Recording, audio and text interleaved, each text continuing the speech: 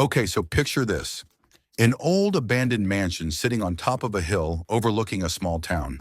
The townsfolk whispered stories about the mansion, saying it was haunted by the family who had mysteriously disappeared years ago. One Halloween night, a group of teenagers dared each other to spend an hour inside the mansion. They thought it was all just silly rumors, so they grabbed their flashlights and headed up the hill. As they stepped inside, the temperature dropped, and an eerie silence fell over them. Dust floated in the air, illuminated by their flashlights, and cobwebs clung to every corner. They ventured deeper into the mansion, exploring the grand ballroom with its decaying chandeliers and the dusty library filled with ancient books. Suddenly, they heard a faint whisper, like someone calling their names. They dismissed it as the wind, but the whispers grew louder, more insistent. As they climbed the creaking staircase to the second floor, they noticed strange shadows moving in their peripheral vision.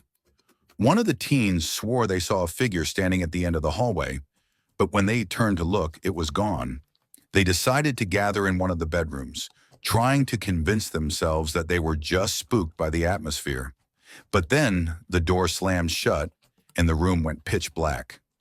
Panic set in as they fumbled for their flashlights, but they wouldn't turn on.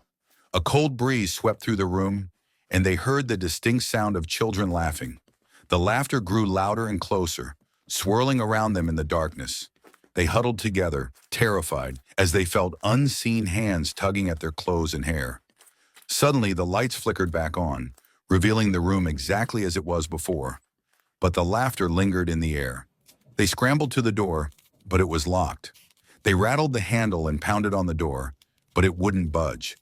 Just when they thought all hope was lost, the door slowly creaked open. They didn't hesitate. They ran as fast as they could, not stopping until they reached the bottom of the hill.